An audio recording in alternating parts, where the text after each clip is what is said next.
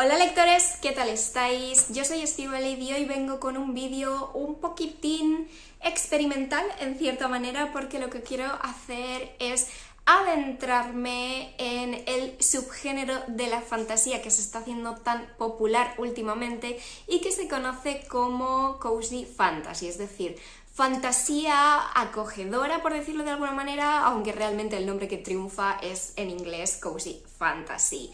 ¿Y por qué me llama tanto? Porque si me seguís desde hace algún tiempo sabéis que aunque yo siempre he sido una lectora acérrima de fantasía, de alta fantasía también, aparte de fantasía paranormal y urbana, etc., el caso es que desde hace un tiempecito considerable ya, quizá año y pico, 2 años, estoy como una especie de bloqueo lector con la fantasía. Sí que es verdad que he empezado a salir poco a poco del hoyo con los libros de Elise Kova, por ejemplo, que son bastante cozy también, debo decir, aunque creo que no encajan exactamente en lo que se considera la definición de cozy fantasy.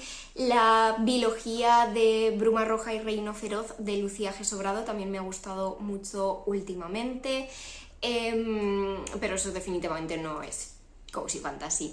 Pero bueno, que al ser yo una lectora tan acérrima de fantasía toda mi vida, la verdad es que aunque sé y siento que ahora mismo no conecto mucho con el género, me encantaría volver a él y tener la esperanza de volver a disfrutarlo en el futuro, y creo que quizá la fantasía cozy sea para mí ese modo de retornar poco a poco a lo que es la fantasía así más en general.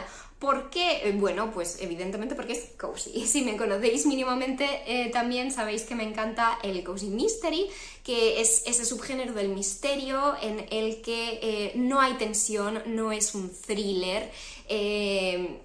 Básicamente se resuelve un misterio, sí, un asesinato, pero ni las cosas son muy sangrientas, ni las escenas de asesinato son explícitas, ni nada. Entonces todo es muy cozy, muy acogedor, muy para pasar un buen rato sin tenerte en tensión. Y en principio la fantasía cozy es exactamente lo mismo, pero en vez de en el género del misterio, en el género de la fantasía. Me he dedicado a buscar por internet como alguna definición de fantasía cozy y para ver lo que son los puntos clave de este tipo de historias, y voy a compartirlos ahora. Me he hecho una pequeña chuleta.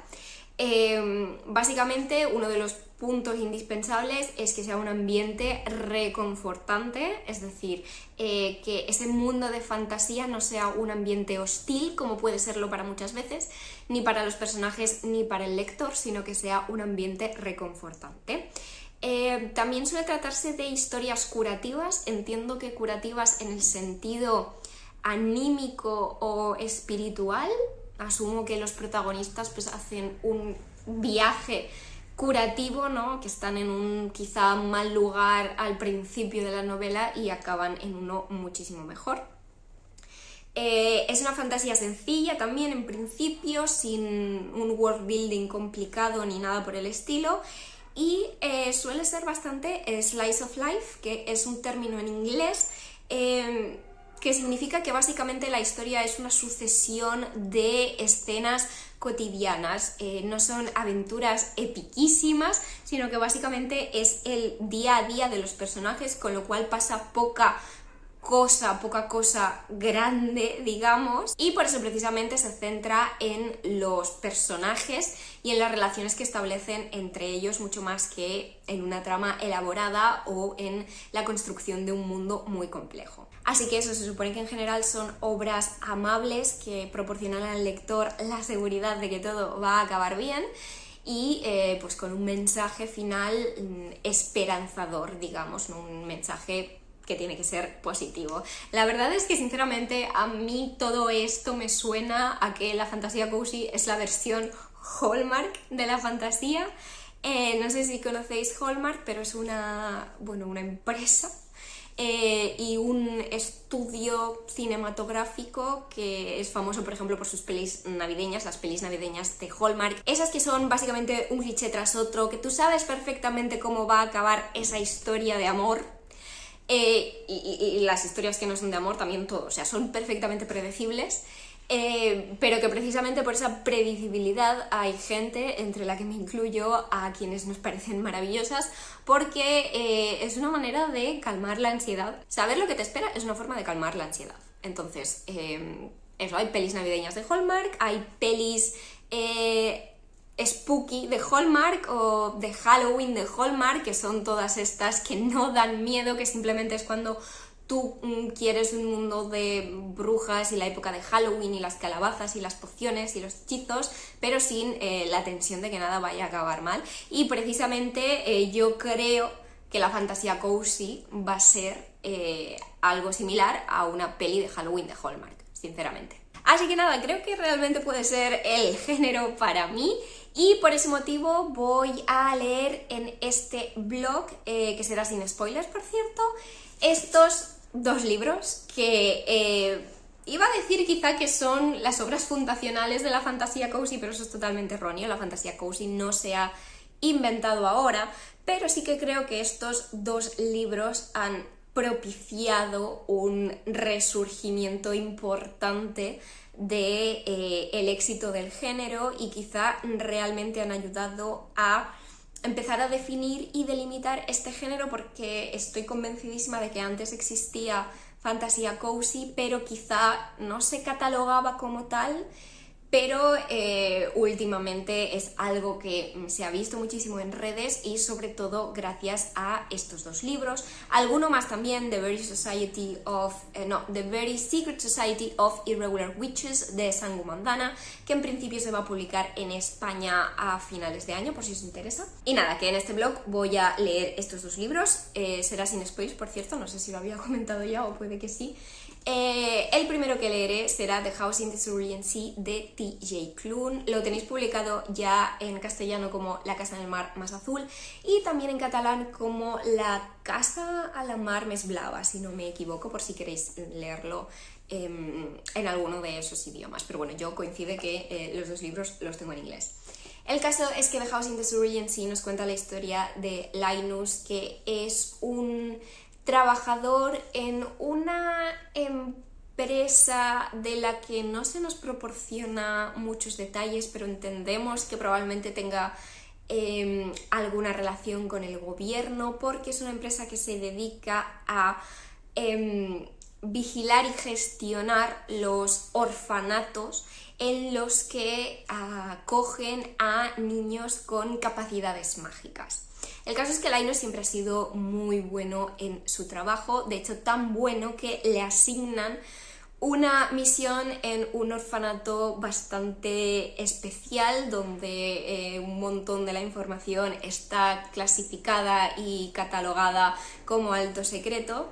Y el caso es que envían a Linus a este orfanato, ¿no?, a esta casa en el mar más azul, y allí conoce pues a los niños que están allí en acogida, que son niños mágicos como todo el resto de niños del resto de orfanatos del país, pero sí que es verdad que tienen unas capacidades mágicas peculiares o diferentes que hacen que los cataloguen como peligrosos. Para que os hagáis una idea, se supone que uno de los niños es literalmente el anticristo.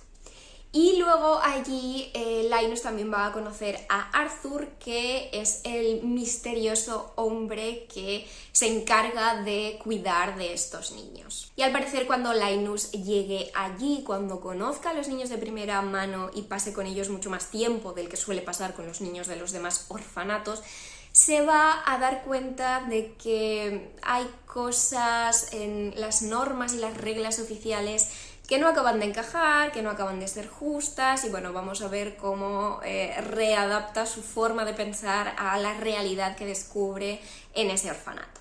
Y luego tenemos Legends and Lattes, que en español es El café de las leyendas. Este, que yo sepa, no ha salido en catalán todavía.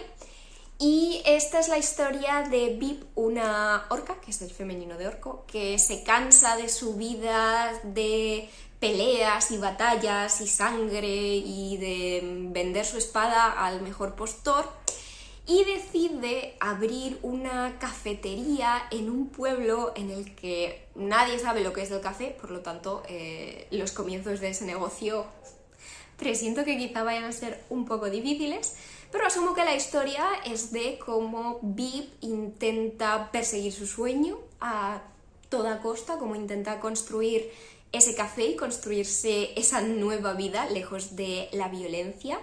Y se supone que no va a estar sola en esta nueva aventura, sino que la acompañan Tandri, que es una sucubo, creo que he leído por ahí, y algunos otros personajes que básicamente la van a ayudar a sacar adelante esta cafetería de ensueño. Les tengo muchas ganas a los dos, aunque sí que es verdad que también me dan un pelín de miedo, porque como os decía y como sabréis si os movéis un poquito por redes, en la esfera literaria, digamos, son dos libros que han tenido muchísimo éxito y eso conlleva muchísimo hype. Y el hype mata libros. Yo ya me he llevado varios batacazos por confiar en el hype de los libros. Y no estoy diciendo que sea necesariamente injustificado, pero sí que creo que crea unas expectativas que a veces juegan un poco en contra de la persona que se sienta a leer esos libros con todas esas esperanzas de que vayan a ser obras fantabulosas y maravillosas. Pero bueno, ya veremos cómo es mi experiencia, voy a bloguearlo, voy a ir actualizando mis impresiones sobre los libros, ya que sobre todo este libro va sobre abrir una cafetería, sobre bebidas calientes y comida rica. Me gustaría también hacer un pelín de repostería en algún momento porque es algo que disfruto mucho y que me calma. Así que nada, doy paso a mi experiencia lectora, pero antes os recuerdo que si os está gustando el vídeo y si os gusta mi contenido en general, recordad por favor que hay unos pasos muy sencillitos con los que me ayudáis muchísimo, que es dando like al vídeo, activando la campanita, compartiéndolo con alguien a quien creáis que le pueda gustar y evidentemente suscribiéndoos al canal para ver más vídeos similares. Y ahora sí, vamos con La casa en el mar más azul. Buenas, vengo con la primera actualización de La casa en el mar más azul. Le he quitado la sobrecubierta para no estropearla. He leído 10 capítulos ya, me toca el 11 y debo reconocer que lo he dejado parado unos días por diversos motivos, pero sobre todo por dos. Voy por la página 199, ¿vale? Es decir, casi la mitad del libro y aún no siento que me esté fascinando. Básicamente porque me parece que es como demasiado in your face, es decir, tiene muchos mensajes bonitos, tiene muchas frases que yo me estoy apuntando el número de la página para volver luego y subrayar y poner post-its, que todavía no he empezado a hacerlo, porque normalmente suelo hacerlo a la mitad de la lectura, cuando estoy convencida de que me voy a quedar el libro o ya cuando lo he acabado y sé seguro que lo quiero en mi colección por los restos de los restos. Y ahora mismo no estoy totalmente segura de que este libro me vaya a fascinar tanto como a casi todo el mundo, porque por ahora ya os digo, sí que me gusta la historia, pero tampoco estoy conectando a un nivel súper profundo con los personajes o con la trama en sí. Me gusta todo, pero a un nivel normal. Y el hecho de que haya constantemente tantas frases bonitas / reflexiones profundas, ahora mismo me parece un poquito metido con calzador. Pero sí que es verdad que por cosas del destino he estado viendo esta mañana un par de vídeos de Susana de Swing Wonderland, y en uno de ellos decía que recomienda muchísimo La casa en el mar más azul, y luego en Twitter también he visto un tweet de alguien que decía precisamente que la gente tiene que leer La casa en el mar más azul porque la segunda mitad es maravillosísima. Entonces, claro, me queda justo esa segunda mitad, así que a lo mejor he parado en el momento en el que empieza lo bueno, es decir, Linus ha llegado hace poco a la casa, está conociendo a los niños y a sus cuidadores y tal, y ya os digo que me gusta todo, pero no me fascina. Pero bueno, evidentemente me lo voy a acabar y voy a seguir con él. Otro motivo por el que lo he tenido parado ya no es solo que no estuviera conectando profundamente con la historia, sino que he estado teniendo unos días un poquillo complicaditos y cuando me ponía a leer ya un ratillo mínimo antes de irme a la cama no me apetecía leer en inglés, porque aunque leo mucho en inglés y no tengo problemas, sí que es verdad que hay ocasiones en las que el cuerpo no puede y necesito mi idioma materno, mi primer idioma, que es el castellano, así que he estado alternando con otras lecturas en castellano. Pero bueno, que voy a volver ya con La casa en el mar más azul. Voy a hacer un pequeño experimento repostero de una especie de tortita de fresas gigante, a ver cómo sale, y seguiré leyendo.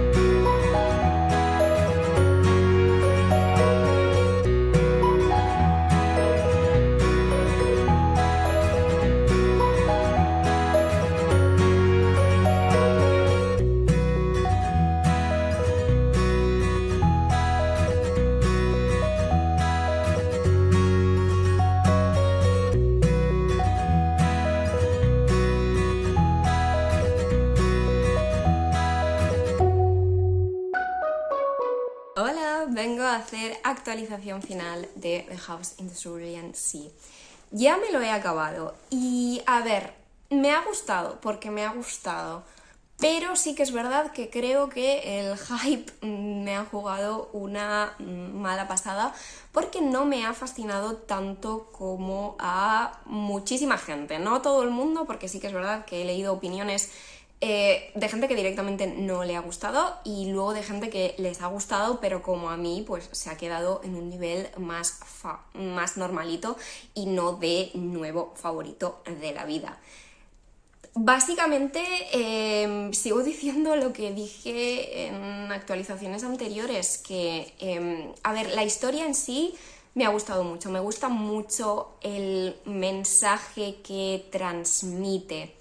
Estoy totalmente a favor de él y me alegro de que un libro con este mensaje sea un libro tan inmensamente popular en un mundo en el que el dark romance se está vendiendo tan bien. Pues me alegro que haya historias de este calibre, con esta trama y con este tipo de personajes que estén triunfando tanto, aunque para mí no haya llegado tan arriba. Porque es que a pesar de que me ha gustado la historia, me parece que no he conectado con la manera de narrar de TJ Klune. Me ha parecido superficial. Yo estaba buscando más profundidad en lo que es la narración y quizá el desarrollo de ciertas relaciones y de ciertas escenas. Porque sí, como os comenté, hay muchas frases bonitas. De hecho, he empezado a poner post-its. Veis, estoy poniendo ya solo en la mitad del libro bastantes post-its porque realmente esas frases y esas reflexiones me gustan mucho, me parecen muy bonitas y me gusta reflexionar sobre esos temas, pero me ha parecido excesiva la frecuencia con la que aparecían, me ha parecido que quedaba incluso en algunas ocasiones poco natural que los personajes soltaran esas filosofadas o esas cosas tan profundas. Creo que en la vida real no pasa de esa manera y aunque evidentemente esto no es la vida real, es una historia de ficción, es que no he podido evitar que me pareciera un pelín forzado. Por otro lado, en el tema ese de ficción-realidad, esto se conoce como cozy fantasy, pero más que fantasía total, o sea, esto no es alta fantasía, no es high fantasy, sino que yo lo calificaría de fantasía urbana, fantasía paranormal, porque está claramente ambientada en nuestro mundo, pese a que no dé muchos detalles concretos, pero pues eso tiene esos toques de magia y fantasía, sobre todo con los personajes y los niños mágicos. Debo decir que los personajes en general me han gustado mucho, me han parecido muy entrañables. Hay unos fanarts súper bonitos, no me acuerdo de quién es el artista, pero intentaré dejároslo y ponéroslo por algún lado porque realmente me han parecido súper bonitos y en un mundo con unos personajes fantásticos pues ayuda a tener una imagen visual para hacerte mejorar la idea de los personajes. Y debo decir que en general me han gustado mucho Lucifer, el anticristo. Menudo personaje, la verdad es que me gusta mucho cómo está construido y me gusta mucho toda la reflexión alrededor de su personaje, de su etiqueta de anticristo y en general alrededor de todos los niños mágicos, del hecho de que si los estás condenando ya solo por algo que ellos ni siquiera han elegido, no han elegido su naturaleza, pero si los estás condenando ya solo por eso y no les das ni una oportunidad desde niños, ¿qué futuro les espera salvo realmente acabar encajando en esas etiquetas y en esa visión negativa de su persona que tiene la sociedad en general? La verdad es que, como os digo, o sea, el mensaje y toda la reflexión es súper interesante. Es solo que creo que no he acabado de conectar con la forma de narrar de TJ Klune. Pero bueno, es un libro que sin duda creo que merece la pena leer, ni que sea una vez en la vida, aunque probablemente yo acabe releyéndolo. Me estoy tomando con calma lo de poner los post-its porque voy releyendo las frases y voy pensando en ellas, digamos. Y la verdad es que, pues eso, aunque no me ha fascinado, al final evidentemente he decidido quedármelo y subrayarlo y anotarlo porque creo que es un libro importante de cierta manera, ya no solo por su historia, sino realmente por el boom de la fantasía cozy que ha surgido últimamente a raíz de este libro. No digo que, ni mucho menos, TJ Klune haya inventado la fantasía cozy porque existía de antes, pero realmente creo que nadie puede negar que nos encontramos ante un resurgimiento de este subgénero y TJ Klune ha sido uno de los impulsores, sin duda alguna. Así que nada.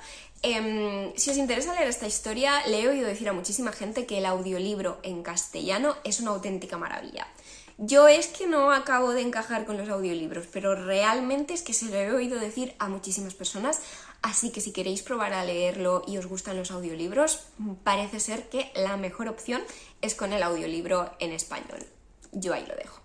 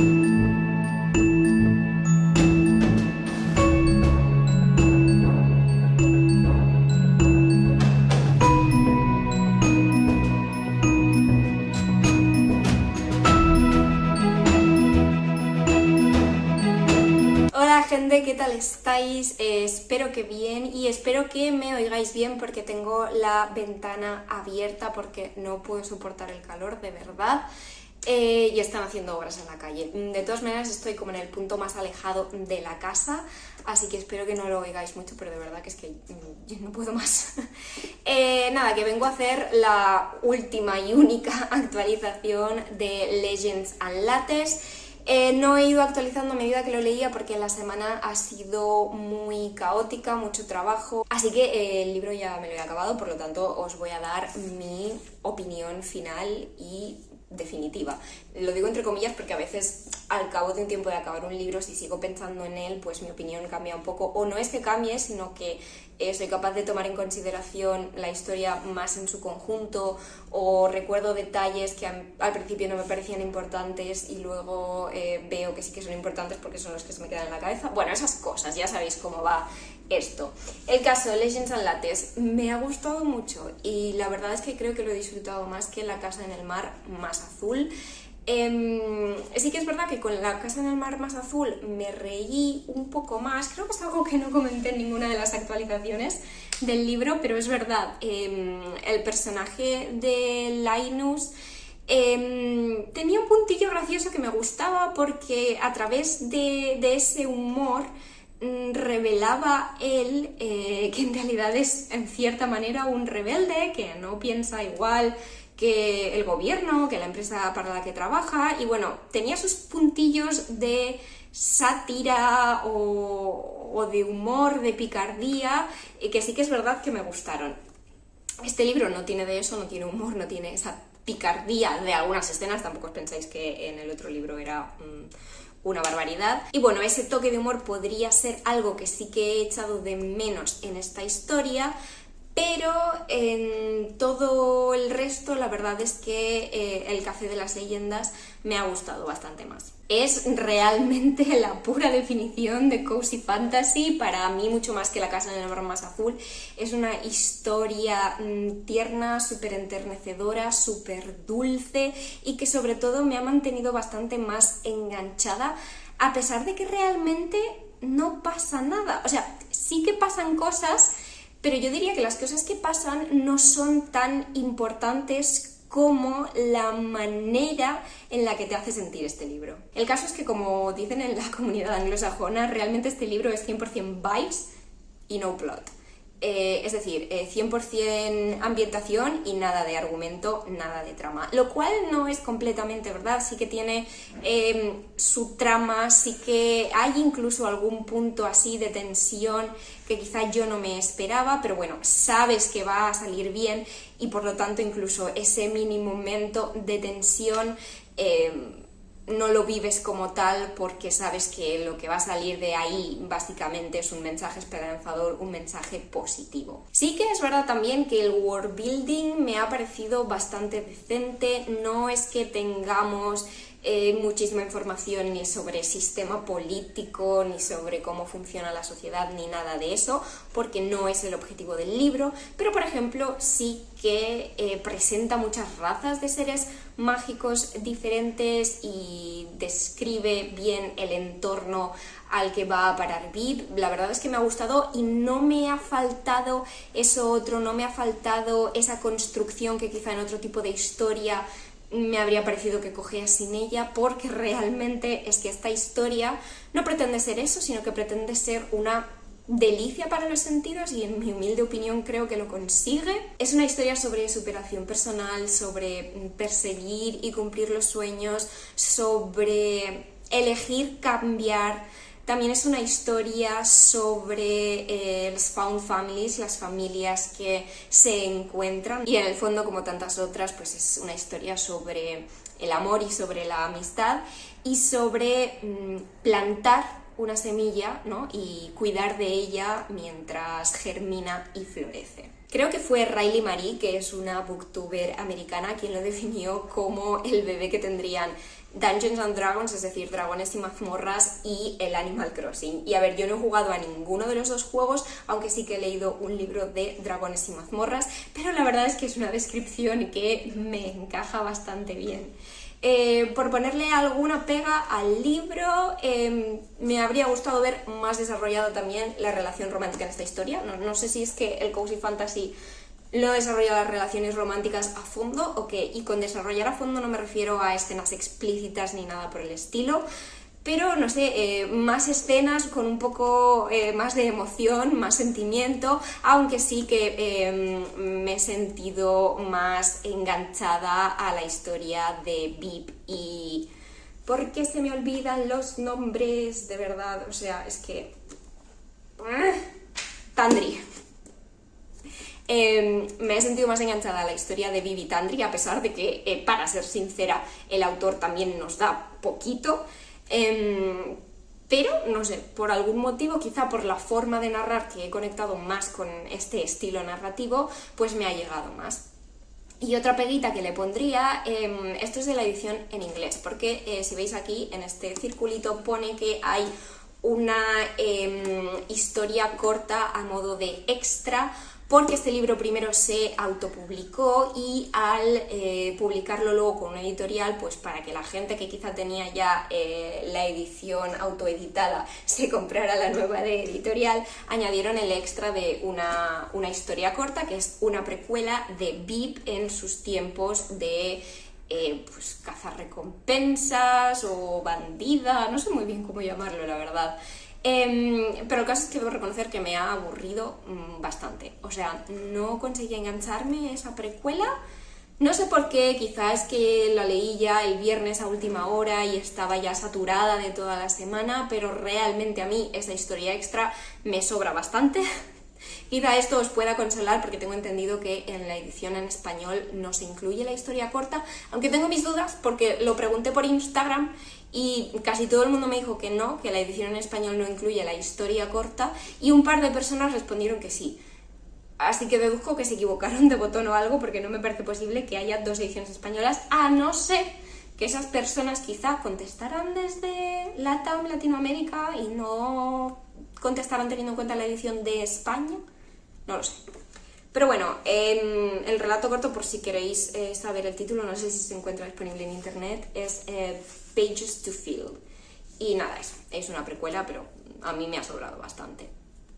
Lo que no sé si me sobrará es la otra precuela que han anunciado, que no será una historia corta, sino ya una novela. Bueno, han anunciado, se ha publicado ya en inglés, que es Bookshops and Moondust, puede ser, me parece que sí, que también tiene una portada que me encanta y que en principio también es una precuela, con lo cual no sé cuánto aire de Cozy Fantasy tendrá. Si VIP todavía no tiene su cafetería, entiendo que no vamos a volver a ver a Tandri ni a otros personajes que al final han acabado ganándose mi corazón en este libro, pero si es una precuela, deduzco que solo tendremos a VIP, porque VIP no conoce a esos personajes hasta este libro.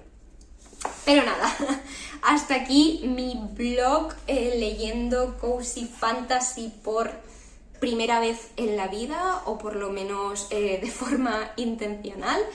Y el caso es que estoy bastante contenta. Evidentemente, como ya he dicho, me ha gustado más Legends and Lattes que La casa en el mar más azul, pero básicamente quizá porque La casa en el mar más azul al final sí que tiene algo más de tensión, en el sentido de que estamos hablando de que se está jugando con las vidas y el futuro de unos niños, y por lo tanto yo creo que a pesar de la manera en la que está narrado, pues a mí personalmente no me pareció que fuera tan acogedor, porque realmente ahí detrás pues había un tema muy muy serio. Que no es que la fantasía cozy no pueda tratar temas serios, sino que creo que se centra más en cómo los trata, ¿no? Y en el mensaje final o la sensación final. Pero por lo que sea, pues no acabo de convencerme tanto como este, la verdad. O sea, yo este lo estaba leyendo y aparte de que me entraba hambre de bollería y pastas ricas y de tener una buena bebida caliente al lado, pues eso, que es que lo he disfrutado mucho, que es que yo me metía por la noche a última hora en la cama a leer, ya agotada, y realmente esta historia me servía de refugio, que es algo que no experimenté con La casa en el mar más azul, desgraciadamente. Pero nada, al margen de eso, definitivamente estos 2 libros encajan en esa definición que busqué para el principio del blog. Definitivamente son historias sobre la vida cotidiana. Sí que es verdad que una más seria que la otra quizás, y quizás, como ya os he dicho, precisamente por eso me ha gustado algo menos. Y sí, definitivamente se centran muchísimo en las relaciones entre personajes más que en una trama más elaborada. No obstante, en estos 2 casos me ha faltado algo de desarrollo de relación en lo que se refiere a las relaciones románticas, pero considero que relaciones de amistad y de comunidad, la verdad es que las plasman muy bien y de una manera que realmente te hace sentir el corazón calentito. Y bueno, definitivamente el tema de saber que van a acabar bien para mí sigue siendo un gran plus, como lo es en las novelas románticas, porque es una manera de asegurarme que esa lectura no me va a aportar una serie de emociones que quizá no me convienen en el momento en el que cojo el libro. Pero bueno, voy a dejar de enrollarme. Si os apetece comentarme cualquier cosa sobre estos 2 libros, ya sabéis. Si La casa en el mar más azul os súper encantó como muchísima gente, por favor, espero que os toméis a bien mi opinión, que no es negativa en absoluto, es decir, creo que le he puesto un 3,5, que es muy buena nota, mientras que a este le he puesto 4, de modo que no es que tenga una nota negativa, pero bueno, quizá esperaba un poquito más o esperaba algo ligeramente diferente que al final no he encontrado, pero ya sabéis que estas cosas son muy subjetivas. Pero nada, me despido ya, espero que tengáis un domingo estupendo o un resto del día estupendo si no me estáis viendo en el domingo cuando se publique este vídeo. Y nada, recordad todas esas formas en las que me podéis ayudar, dando like, suscribiéndoos, activando la campanita y compartiendo con alguien a quien creáis que le pueda gustar. Pero eso es todo por hoy, así que nos vemos en el próximo.